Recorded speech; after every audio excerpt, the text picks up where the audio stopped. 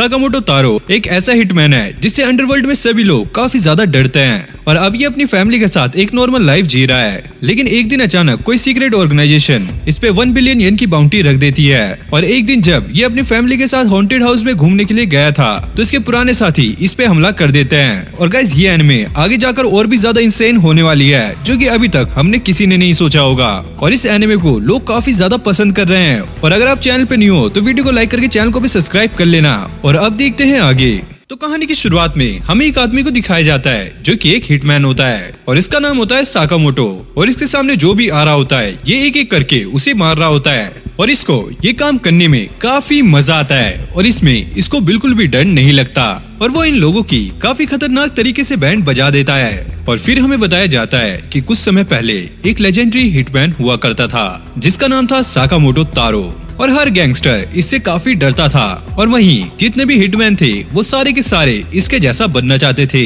लेकिन एक दिन अपने हीरो की लाइफ में ऐश्वर्या आई और फिर इन दोनों के बीच में प्यार हो गया जिसके बाद इन लोगों ने फिर शादी भी कर ली और कुछ समय बाद इनकी एक बेटी भी हुई और इसने अपना हिटमैन वाला काम भी छोड़ दिया था और अब वो काफी मोटा हो गया है और अपनी एक छोटी सी दुकान में काम करता है। और एक दिन एक लड़का साकामोटो को ढूंढते हुए उनकी दुकान तक आ जाता है और इस तरफ साकामोटो एक बच्चे को निशाना लगाते हुए देख रहा होता है जो कि आए दिन उनकी शॉप पर आता रहता है। लेकिन तभी अचानक उस बच्चे के बैग से एक इंक की बोतल गिरती है जिससे कि एक आदमी की व्हाइट पैंट गंदी हो जाती है और इस बंदे को वो देखकर काफी ज्यादा गुस्सा आता है और तभी ये बंदा उस बच्चे को उठा लेता है और उसके एक जोरदार पंच मारने ही वाला होता है। तभी साकामोटो आकर उसका हाथ पकड़ लेता है और अपनी पेंसिल निकाल के उसकी गर्दन में घुसा देता है और उस बंदे का काम वहीं पर खत्म कर देता है। लेकिन वो ऐसा करता नहीं है, वो तो बस ऐसे करने की सोच रहा होता है जिसके बाद वो बंदा इस शॉप से बाहर चला जाता है और ये सब उस लड़के ने भी देख लिया होता है जो कि साकामोटो को ढूंढते हुए यहाँ तक आया था और उसे ये भी पता है कि साकामोटो उसे पेंसिल से मारने की सोच रहा था। असल में ये लड़का एक हिटमैन है और इसका नाम शिन है जिसे एक साइकिक भी कहा जाता है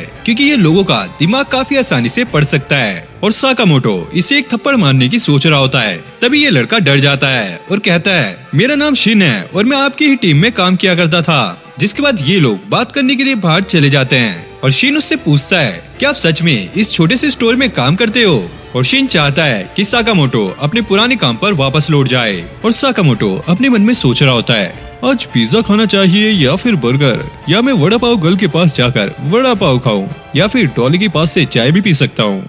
लेकिन एक मिनट, ये छपरी क्यों आया यहाँ पर? वैसे भी मैं हिटमैन वाला काम छोड़ चुका हूँ। और शिन उसकी बात सुन लेता है और वो कहता है क्या मजाक चल रहा है यहाँ पर? आप एक लेजेंडरी हिटमैन हुआ करते थे और सारे ही गैंगस्टर्स आपसे डरा करते थे, आखिरकार आप ये काम कैसे छोड़ सकते हो? लेकिन साकामोटो उसकी बात का कोई भी जवाब नहीं देता और वो अपनी नूडल्स खाने लगता है। आज भाई शाम में गोलगप्पे खाऊंगा विद लस्सी।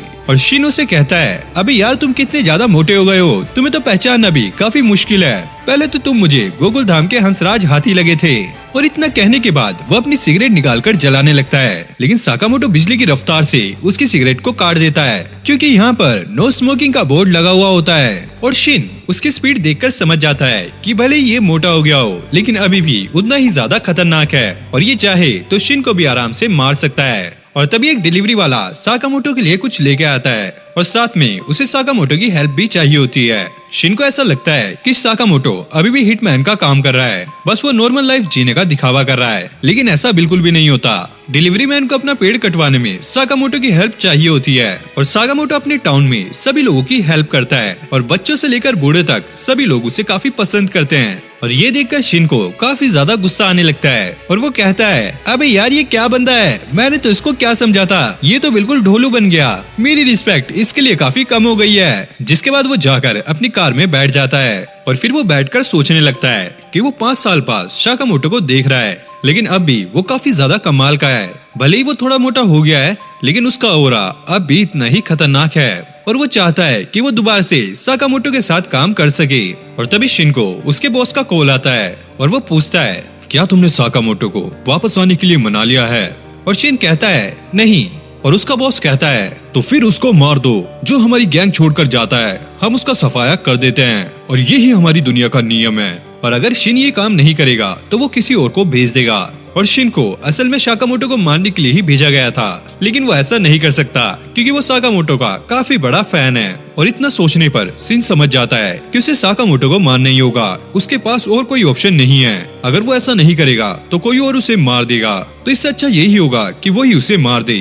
और फिर अगले दिन शिन दोबारा से उसकी शॉप पर पहुंच जाता है और यहाँ पे साकामोटो की बीवी उससे कह रही होती है तुम तो कल भी आए थे ना।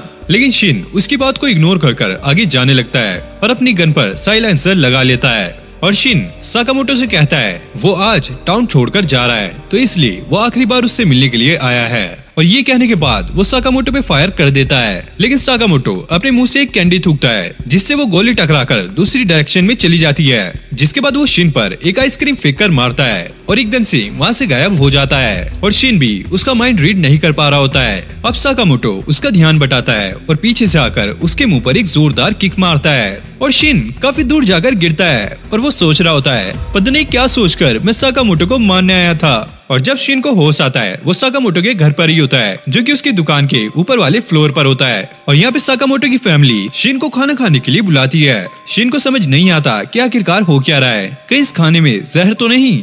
लेकिन इसकी बॉडी पर जहर का असर नहीं होता। जिसके बाद ये खाना खाता है और ये खाना इसे काफी ज्यादा अच्छा लग रहा होता है क्योंकि ये पहली बार घर का खाना खा रहा है। और साकामोटो के साथ भी ऐसा ही हुआ था। और ये खाना खाकर शिन को इतना ज्यादा अच्छा लग रहा था कि इससे पहले उसने ऐसा कभी फील नहीं किया। और फिर वो समझ जाता है कि इन छोटी छोटी खुशियों के लिए साकामोटो ने अपना हिटमैन वाला काम छोड़ दिया है और अब वो यहाँ पर खुश है। और अब शिन खाना खाकर वापस जा रहा होता है और वो साकामोटो को खाने के लिए शुक्रिया कहता है। और साकामोटो उसे एक बोर्ड दिखाता है जिस पर ये लिखा होता है थैंक यू, वापस जरूर से आना। और शिन अपनी गैंग के पास वापस पहुँच जाता है। उसका बॉस उससे पूछता है आखिरकार तुम उसे मार क्यों नहीं पाए। शिन कहता है उसे जिंदा रहने दीजिए, वो अपनी फैमिली के साथ काफी खुश है। और ये सुनकर सभी लोग हंसने लगते हैं। और उसका बॉस कहता है साकामोटो ने हमारी दुनिया का नियम तोड़ा है, तो अब उसे मरना ही होगा। और शिन उससे कहता है प्लीज उन्हें जिंदा रहने दीजिए, उनकी जगह मुझे मार दीजिए। और उसका बॉस कहता है ठीक है, फिर अगर तुम मर जाओगे तो हम उसे छोड़ देंगे। और वो मन में सोच रहा होता है अभी कितना बुद्धू है ये, उसको तो हम फिर भी मारेंगे। लेकिन शिन उसकी मन की बात सुन लेता है और उसके ऊपर अपनी गन तान देता है। जिसके बाद इनके बीच में लड़ाई छिड़ जाती है। वहीं साकामोटो अपनी शॉप में बैठा हुआ ये सारा कुछ सुन रहा होता है और फिर वो एक बटन दबाता है जिसके बाद इसकी शॉप में काफी ज्यादा गन छुपी हुई होती हैं और वो उनमें से एक टीजर गन ले लेता है और वहाँ से निकल जाता है। और यहाँ पे शिन किसी तरीके से जिंदा बचा हुआ होता है क्योंकि वो लोगों का माइंड रीड कर सकता है, तो इसलिए उसे छुपने में काफी ज्यादा आसानी हो रही होती है। और एक बंदा तो उस पे बंदूक ही फायर करने वाला होता है, लेकिन शिन उससे बच जाता है। वहीं इनका बॉस ये कह रहा होता है अगर तुम उसके पास जाओगे तो मारे जाओगे, तो इससे दूर ही रहना। और अब शिन के पास गोलियां खत्म हो गई थी और उसके पास बस 3 ही गोलियां बची थी। तभी कुछ लोग आकर उसे घेर लेते हैं और उसे मारने ही वाले होते हैं। तभी साकामोटो यहाँ पर आकर उन्हें टेजर से करंट लगा देता है और ये देखकर शिन और उसका बॉस काफी ज्यादा शॉक हो जाते हैं। और अब वो लोग साकामोटो को मारने के लिए आगे बढ़ते हैं, लेकिन साकामोटो अपनी चॉपस्टिक से ही उन्हें मार रहा होता है और वो उन चॉपस्टिक से ही उन गोलियों को पकड़ रहा होता है और बिजली की रफ्तार से लोगों को निपटा रहा होता है। साकामोटो भले ही मोटा जरूर था, लेकिन उसके अंदर पावर काफी ज्यादा थी। और उनका बॉस उन सभी को एक साथ फायर करने के लिए कहता है, लेकिन साकामोटो उन सभी की गन्स को काट देता है और वो उन लोगों के साथ साथ उसके बॉस को भी खत्म कर देता है। और शिन ये देखकर समझ जाता है ये भले ही मोटा जरूर हो गया है, लेकिन अब भी ये एक लेजेंडरी हिटमैन है। और शिन उससे पूछता है तुम्हें मेरे बारे में पता कैसे लगा। और साकामोटो उसे बताता है जब वो बेहोश था तो उसने उसकी गन में एक ट्रैकर लगा दिया था। और शिन उससे कहता है वादे के हिसाब से अब मैं ये टाउन छोड़कर चला जाऊंगा। लेकिन साकामोटो उसे अपनी शॉप की एक ड्रेस देता है और कहता है तुम्हें 1 घंटे के 400 दूंगा और ओवर टाइम के अलग से। यानी कि साकामोटो उसे अपनी शॉप पर जॉब ऑफर कर रहा था, जिसके लिए वो मान जाता है और अगले दिन से ही उसकी शॉप पर काम करने लग जाता है। और वो देखता है कि रामेन के सभी कप साकामोटो ही खत्म करता जा रहा है। और वैसे रामेन किस कैरेक्टर की फेवरेट डिश है वो कमेंट में जरूर से बताना। देखता हूँ कि आपको एनिमे कितना पसंद है। और शिन अपने माइंड रीड की पावर से लोगों की हेल्प कर रहा था और साकामोटो की फैमिली को शिन काफी ज्यादा अच्छा लगता है। वहीं वो बच्चा शिन को बाहर खेलने के लिए कहता है, लेकिन शिन उससे कहता है अभी मेरा काम खत्म नहीं हुआ है और मेरा ये काम पिछले काम से काफी अच्छा है। और वो बच्चा पूछता है पहले आप कौन सा काम करते थे। और साकामोटो अपने मन में कहता है अगर तूने इसको ये बताया तो मैं तुझे नंगा करके दौड़ाऊंगा। और शिन कहता है भाई मैं साफ सफाई का काम किया करता था। और अब शिन साकामोटो से कह रहा होता है आप तो काफी कमाल के हो, आपने कितनी आसानी से उन गुंडों को मार दिया था। और साकामोटो अपने मन में कह रहा होता है अबे चुपचाप होकर अपने काम पे ध्यान दे। लेकिन शिन भाई चुप नहीं होता, वो कह रहा होता है आप तो सच में अभी भी काफी ताकतवर हो, आपने तो एक ही चुटकी में उनकी गेम बजा डाली। और ये बात साकामोटो की वाइफ सुन लेती है जिसका नाम एओई होता है। और वो साकामोटो से कहती है ओए मेरी मोटो, कहीं तू फिर से हिटमैन वाला काम तो नहीं करने लग गया। और साकामोटो डरते हुए कहता है अरे नहीं नहीं ऐसा कुछ नहीं है। लेकिन शिन साकामोटो से पूछता है आपने तो उन लोगों को काफी बुरी तरीके से मारा था। साकामोटो से कहता है अबे यार पागल हो गया है क्या, मैंने तो बस उन्हें घायल किया था, तू चिल्ला चिल्ला के सबको स्कीमें बता दे। और अब उसकी वाइफ गुस्से में उसको धमकी देती है अगर उसने कोई बुरा काम किया या फैमिली रूल तोड़ा तो वो इसे डिवोर्स दे देगी। और ये सुनकर साकामोटो और भी ज्यादा डर जाता है। और उसकी वाइफ के जाने के बाद शिन उससे पूछता है ये फैमिली रूल क्या है। और साकामोटो उसे पेंसिल से मारने की सोच रहा होता है और उससे कहता है अबे अपना मुंह बंद रखा कर, मैंने तुझे अपने पास काम करने के लिए रखा है, तू तो मेरी जिंदगी झंड कर रहा है। और फिर वो शिन को लेकर चाइना टाउन आ जाता है क्योंकि उसे अपनी शॉप के लिए कुछ सामान लेना था। और शिन देखता है कि वो इतनी दूर बस कुछ बन लेने ही आया था जो कि उसकी फैमिली को काफी पसंद है। और शिन फिर उससे फैमिली रूल के बारे में पता करता है लेकिन साकामोटो यहाँ पर मना कर देता है। और वैसे शिन लोगों का माइंड रीड कर सकता है लेकिन भाई ये साकामोटो इतना ज्यादा तेज है, ये कभी शिन से मुंह खोलकर बात ही नहीं करता, वो अपने मन में ही इससे बात करता रहता है। तभी रास्ते में एक लड़की विंडो तोड़कर साकामोटो के ऊपर आ गिरती है जिससे साकामोटो के बन नीचे गिर जाते हैं। और कुछ लोग इस लड़की के पीछे पड़े हुए थे और ये लड़की उनसे लड़ने के लिए तैयार हो जाती है। और इस लड़की का नाम है मिस्ट्री गर्ल लू साउ टैंक। अरे भाई इसका नाम शार्क टैंक ही रख देते। और शिन साकामोटो से कहता है हमें यहाँ से निकल लेना चाहिए। लेकिन साकामोटो अपने बंस को ही लेकर बैठा हुआ होता है क्योंकि उसके बंस पूरी तरीके से खराब हो चुके होते हैं। जिसके बाद वो गुंडे उस लड़की पे अटैक कर देते हैं और वो लड़की भी उनसे फाइट कर रही होती है। शिन ये नोटिस करता है ये लड़की ताइची मार्शल आर्ट का यूज कर रही है। तभी एक बंदा आकर उस लड़की को पीछे से पकड़ लेता है और उस गुंडे के साथ ही उसे चाकू मारने ही वाले होते हैं। तभी साकामोटो आकर उसके अटैक को रुका लेता है और उसके मुंह पर ही एक जोरदार पंच मारता है। और शिन भी उस टकले आदमी के सिर पर ईंट मारकर उसे सुला देता है। जिसके बाद यहाँ पर और भी गुंडे आ जाते हैं और उन्हें ऐसा लगता है कि ये लड़की अपनी गैंग के साथ है। जिसके बाद साकामोटो उस लड़की को उठाकर भागने लगता है और ये गुंडे उसे पकड़ नहीं पाते। जिसके बाद ये अपने बॉस को जाकर बताते हैं कि वो लड़की भाग गई और उसके साथ उसके 2 और साथी भी थे। और उसका बॉस कहता है हमने उस लड़की को ढूंढने के चक्कर में उसके पूरे क्लैन को मार दिया और तुम कह रहे हो कि तुमने उसे जाने दिया। और तभी पीछे से एक आदमी आता है जो कि उस बंदे को वहीं पर मार देता है। और फिर हमें इन 2 को दिखाया जाता है जिनका नाम है सोनही और बाचो। और ये 2 भाई दोनों ही तबाही हैं। और इनका बॉस उन्हें कहता है उस लड़की के पास एक की है और अगर वो की हमारे हाथ लग गई तो हम पूरे ब्लैक मार्केट में राज करेंगे, तो इसलिए मुझे वो की किसी भी हालात में चाहिए और रास्ते में जो भी आएगा उसे खत्म कर देना। और फिर शिन को पता लगता है कि ये लड़की माफिया फैमिली से है और इसकी फैमिली का नाम लू क्लैन है। और इसके पास जो की है वो गुंडे इससे वो ही लेने आए थे और ये की उसके क्लैन की हिडन वॉल्ट की है जो कि उसके पेरेंट्स ने उसे दी थी। और शिन उससे कहता है तुम इस की को फेंक क्यों नहीं देती, ये क्या तुम्हारी जान से कीमती है। और लू कहती है इस की को प्रोटेक्ट करते हुए उसके पेरेंट्स ने अपनी जान गंवा दी, अगर वो ये की उन गुंडों को दे दे तो वो ऊपर जाकर अपने पेरेंट्स को क्या जवाब देगी। और वो लड़की कहती है चलो ये तुम्हारी प्रॉब्लम नहीं है और वो यहाँ से जाने लगती है।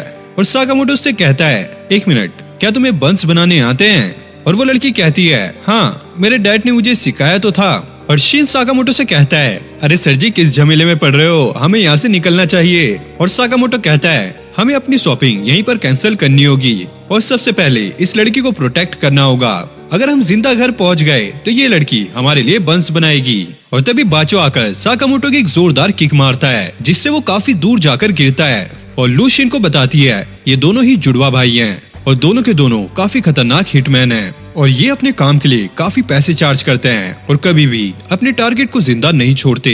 ये एक तरह से सीरियल किलर है और अपने विक्टिम का सर काट के उनका स्केच बनाना इनकी हॉबी है। हम तो फेमस हो गए, जिसमें से एक बंदा कहता है हम हिटमैन हैं और लोगों को हमारे बारे में ज्यादा पता नहीं होना चाहिए। और तभी शिन सोनी को मारने के लिए आगे आता है लेकिन वो उसे रुका लेता है और उससे कहता है क्या तुम गुस्सा हो कि हमने तुम्हारे साथी को मार डाला। शिन उससे कहता है, तुम्हें क्या लगता है कि तुम इतनी आसानी से उसे मार पाओगे? लगता है तुम इस फील्ड में अभी नए हो। कोई नो सिक्या हिटमैन ही होगा जिसे साकामोटो के बारे में नहीं पता होगा। और अब बाचो लू को मारने ही वाला होता है, तभी साकामोटो आकर एक ही मुक्के में उसे जमीन चटा देता है। अब सोन ही साकामोटो से पूछता है, आखिरकार तुम कौन हो? और साकामोटो उन्हें कहता है, तुम सबका पापा। और वैसे राजमा के बन भी अच्छे लगेंगे। और ये लोग छत तोड़कर एक किचन में आ गए होते हैं। सोनी लू से कहता है, ये चाबी हमें दे दो तो तुम्हें आसान मौत मिलेगी। और लू कहती है, ये की मेरे पेरेंट्स की अमानत है और मैं इसे कभी भी तुम्हें नहीं दूंगी। सोनी कहता है, ऐसा तो तुम्हारे पेरेंट्स ने भी कहा था जब मैंने उन्हें मारा था। और लू गुस्से में आकर उसे मारने के लिए आगे जाती है, लेकिन साकामोटो उसे पकड़कर पीछे फेंक देता है। और शिन उससे कहता है, तुम्हें गुस्से में फैसले नहीं लेने चाहिए। और लू कहती है, उस वॉल्ट में उसकी फैमिली का सब कुछ है जिन्हें इन कमीनों ने मार दिया था। अब सोनी उस पर एक कुनाई फेंक कर मारता है, लेकिन साकामोटो काफी आसानी से उससे पकड़ लेता है। और सोनी उसे कहता है, हमारे काम में टांग मत अड़ाओ। और लू को समझ नहीं आता आखिरकार साकामोटो अपनी जान जोखिम में डालकर उसे प्रोटेक्ट क्यों कर रहा है। फिर हमें एक फ्लैशबैक दिखाया जाता है जहाँ पर साकामोटो एओई के लिए गिफ्ट लेकर जाता है और उसके फेस पर थोड़ा सा खून भी लगा होता है। एओई समझ जाती है कि साकामोटो किसी का खून करके आ रहा है और उसे ये खून की कमाई वाला गिफ्ट भी नहीं चाहिए। और वो कहती है, अगर वो ये काम नहीं छोड़ सकता तो ये दोनों भी साथ नहीं रह सकते।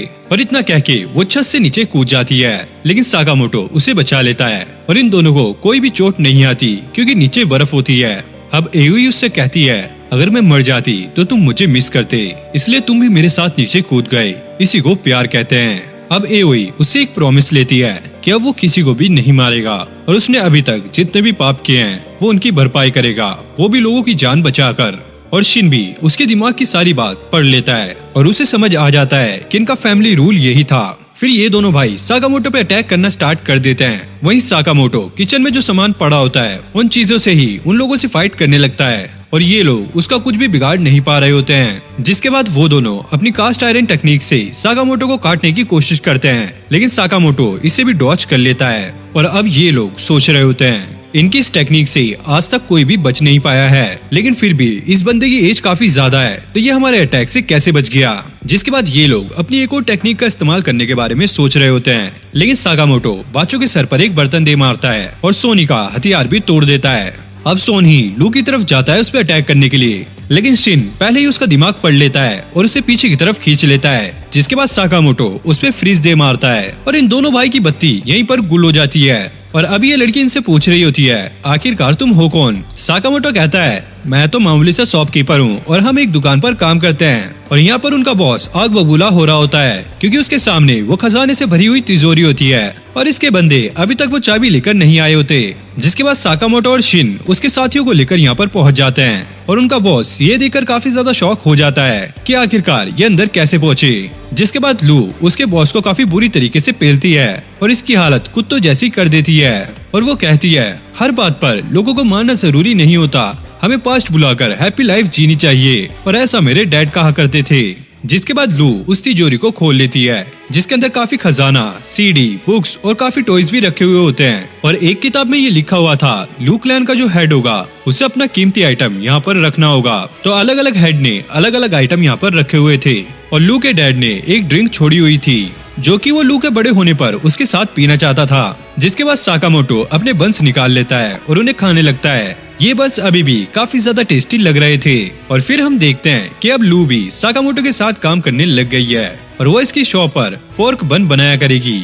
और साकामोटो शिन को कहता है, अब तुम भी हमारी फैमिली का हिस्सा बन गए हो तो तुम्हें हमारा फैमिली रूल फॉलो करना होगा, यानी कि तुम अब किसी को भी मार नहीं सकते। और फिर हमें एक मीटिंग दिखाई जाती है जहाँ पर हमें पता लगता है कि साकामोटो के सर पर पूरे 1 बिलियन येन का इनाम रखा हुआ है। जो भी उसे मारेगा उसे पूरे 1 बिलियन येन मिलेंगे। फिर हमें अगले दिन का सीन दिखाया जाता है जहाँ पर लू शॉप पर काफी लेट आती है और शिन उस पर काफी ज्यादा गुस्सा कर रहा होता है, तुम अपने काम के पहले दिन ही 2 घंटा लेट आई हो। लेकिन लू इस बात को काफी लाइटली ले रही होती है। और फिर शिन नोटिस करता है जहाँ पर जूस रखा होना चाहिए वहाँ पर लू ने डिटर्जेंट भर दिया है और वो अपने काम को काफी बेकार तरीके से कर रही होती है, सारा सामान एक ही जगह पर भर रही होती है। ये देखकर शिन को काफी ज्यादा गुस्सा आ रहा होता है और फिर शिन साकामोटो के पास चला जाता है उससे कंप्लेंट करने के लिए, ये लड़की हमारे काम का सारा एनवायरनमेंट खराब कर रही है, प्लीज इसे अभी के अभी यहाँ से निकाल दो। और फिर फाइनली साकामोटो का मुंह खुलता है और वो कहता कहता है तुम्हें ऐसा नहीं कहना चाहिए और लू प्लीज तुम इससे माफी मांग लो। और ये देखकर ये लोग काफी ज्यादा शॉक हो जाते हैं क्योंकि साकामोटो अपना मुंह तो खोलता ही नहीं है और आज ये कितनी आराम से बोल रहा है। और इतना ही नहीं, ये यहाँ पर भी नहीं रुकता और बोलता ही रहता है। और ये देखकर ये लोग काफी ज्यादा शॉक हो जाते हैं, आखिरकार इन्हें हो क्या गया है, आज तो ये कुछ ज्यादा ही बोल रहे हैं। और साकामोटो से कहता है तुम लोग काफी रूड हो, मैं तुम्हें मार दूंगा।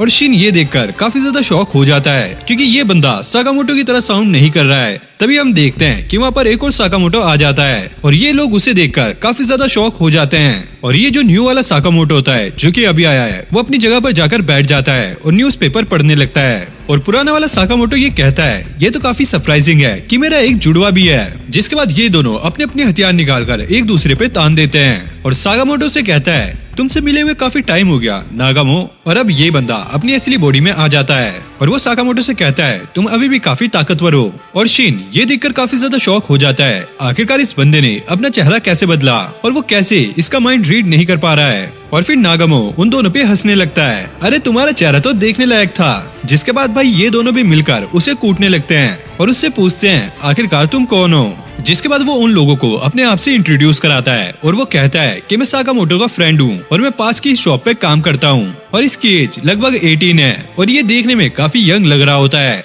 और अब साकामोटो बताने लगता है ये बंदा एक हिटमैन है जिसने मेरे साथ ही शुरुआत की थी और इसकी असली एज 27 है। और ये सुनकर शिन और लू इसे काफी ज्यादा मारते हैं और एक चेयर में बांध देते हैं। और फिर वो साकामोटो को बताने लगता है तुम्हारे सिर पर 1 बिलियन येन का इनाम रखा गया है। लेकिन ये सुनकर किसी को भी यकीन नहीं होता और वो बंदा बताता है कि JAA ने इसे ऑफिशियली अनाउंस किया है और वो कहता है इसे रिलीज हुए ज्यादा टाइम नहीं हुआ है और काफी सारे असैसिन को इसके बारे में अभी तक पता भी लग गया होगा और वो तुम्हें ढूंढते हुए यहाँ तक पहुँच ही जाएंगे। और तभी वहाँ पर पिज्जा डिलीवरी बॉय आता है और शिन उसका माइंड रीड कर लेता है जिससे वो काफी ज्यादा शॉक हो जाता है क्योंकि ये बंदा भी एक असैसिन होता है जो कि साकामोटो को मारने के लिए ही आया होता है। और भाई ये बंदा एक नंबर का नल्ला होता है और काफी ज्यादा कॉन्फिडेंट दिख रहा होता है और ये नागामोटो को पकड़ लेता है और उसे मारने की धमकी दे रहा होता है। लेकिन इन लोगों को इससे कोई भी फर्क नहीं पड़ता, ये तो मस्त अपना पिज्जा खा रहे होते हैं। तभी भाई नागामोटो एकदम से उसके पीछे आ जाता है और इस बंदे को चेयर में बांध देता है और वो इसे मारने ही वाला होता है लेकिन साकामोटो इसे रोक लेता है। और नागामो साकामोटो से कहता है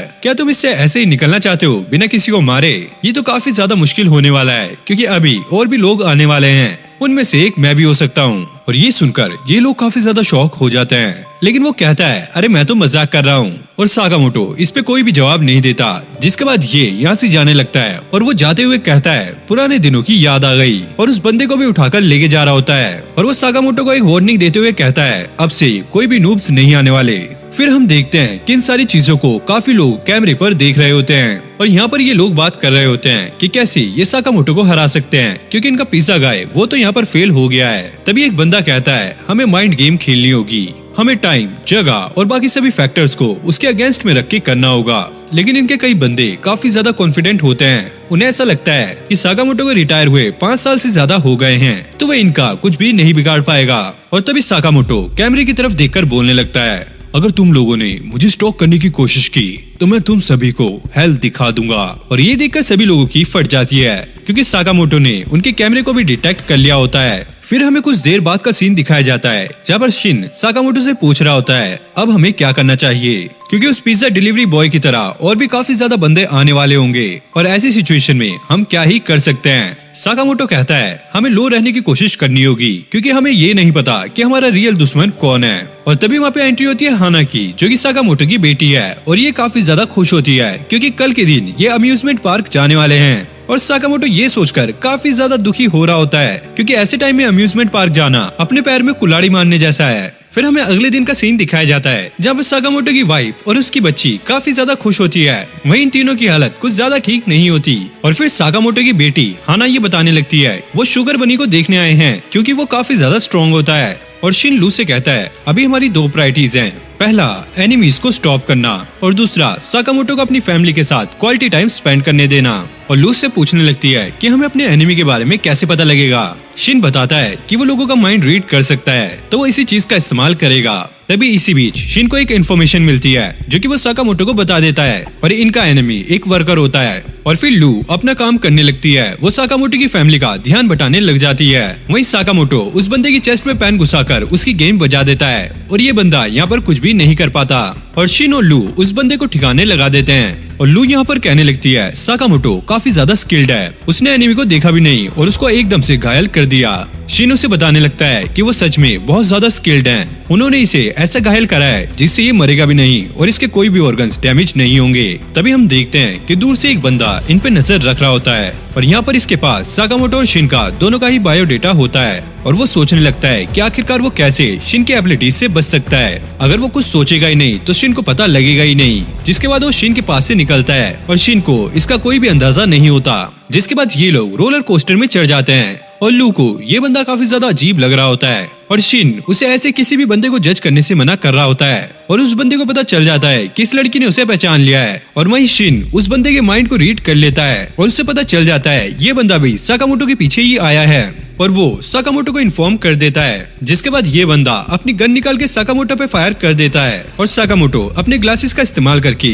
उसकी बुलेट की डायरेक्शन को चेंज कर देता है और ये बंदा ये चीज देखकर काफी ज्यादा शॉक हो जाता है, ये तो ब्लड प्रूफ ग्लासेस का इस्तेमाल कर रहा है। जिसके बाद शिन अपनी सेफ्टी बेल्ट खोल देता है और हवा में जंप करता है। जिसके बाद वो उस बंदे के पास पहुंचकर उसको भी वहां से निकाल लेता है और जंप कर देता है। जिसके बाद ये लोग एक ट्रैक पर आ जाते हैं और वो बंदा ये कह रहा होता है तुम सच में एकदम पागल हो। लेकिन शिन यहाँ पे फाइट करने के लिए रेडी था लेकिन ये बंदा अपनी जगह से नहीं हिलता। तभी हम देखते हैं कि शिन के पीछे से रोलर कोस्टर आ रहा होता है और शिन उससे बचने के लिए हवा में जंप करता है और इसी चीज का फायदा उठाकर वो बंदा नाइफ से शिन पे अटैक करता है। जिसमें से एक को शिन तो डॉच कर लेता है लेकिन दूसरा उसके एक कट लगा देता है और उस नाइफ में पॉइजन लगा होता है जिसका असर शिन पे होने लगता है और वो धीरे धीरे बेहोश होने लगता है और वो ठीक से उस बंदे को भी देख नहीं पा रहा होता है और वो बंदा शिन को बताने लगता है कि तुम जल्द ही मरने वाले हो और मैंने साकामोटो की आंखों में देखा है कि उसे मरने का डर है और शिन उसे चुप होने के लिए कहता है और वो बंदा कहता है जो अपनी लाइफ को कुछ ज्यादा ही पसंद करते हैं वो काफी ज्यादा वीक होते हैं और इसी वजह से साकामोटो एक लूजर है। और शिन उससे कहता है तुम्हें ऐसा गलत लगता है, उसे मरने का डर नहीं है, बस उसे अपनी फैमिली को ना प्रोटेक्ट करने का डर है। तभी शिन के पीछे दोबारा से रोलर कोस्टर आ जाता है और वो एक छोटी सी जंप लेता है और उस बंदे को पकड़कर रोलर कोस्टर में पटक देता है और वो उसे मारने ही वाला होता है लेकिन वो बंदा इसके अटैक को रोक लेता है और शिन यहाँ पर सही से कुछ भी देख नहीं पा रहा होता है। जिसके बाद वो उस बंदे को लेकर नीचे जंप कर देता है और नीचे हमें एक स्टेज का सीन दिखाया जाता है जहाँ पर शुगर बनी विलन से लड़ रहा होता है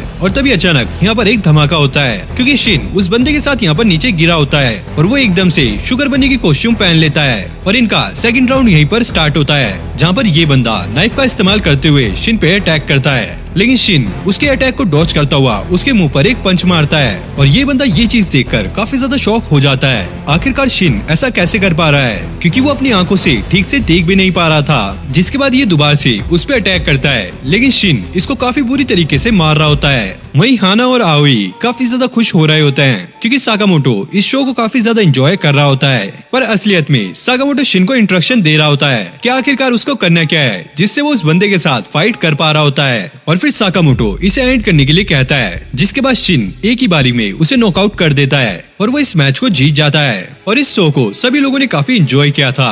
फिर हमें दो ऐसे लोगों को दिखाया जाता है जो कि आपस में बात कर रहे होते हैं और ये देखने से काफी ज्यादा अजीब लग रहे होते हैं। वहीं लू शिन की आंखों में वो एंटीट्यूड डाल रही होती है जो कि उसकी बॉडी में पॉइजन गया है उसको कम कर सके और हम देखते हैं कि इन लोगों ने उस बंदे को भी पकड़ लिया है जो कि इन पे अटैक करने वाला था। जिसके बाद साकामोटो उस असासियन से ये पूछ रहा होता है ओए पैंस के टके, तुझे किसने हायर किया है मुझे मारने के लिए? और ये बंदा कह रहा होता है मैं नहीं बताऊंगा। तभी लू उसके पास आती है और ये कहने लगती है ओहो तो तुम नहीं बताओगे, तो लो मुन्ना मैं तुम्हें इसी नाइफ को पॉइजन दूंगी और साथ में ये जो एंटीट्यूड है इसे भी फेंक दूंगी, फिर देखते हैं तुम कैसे नहीं बताते। और उस बंदे की यहीं पर फट जाती है और वो सारा कुछ बताने के लिए मान जाता है और वो बताता है वो ऑर्गेनाइजेशन एक बंदे से काम कराने पर ज्यादा ट्रस्ट करती है और सच में वो ऑर्गेनाइजेशन काफी डेंजरस है। मुझे ऐसा लगता है कि उन्होंने तुम्हें मारने के लिए अब तक दूसरा बंदा भी भेज दिया होगा।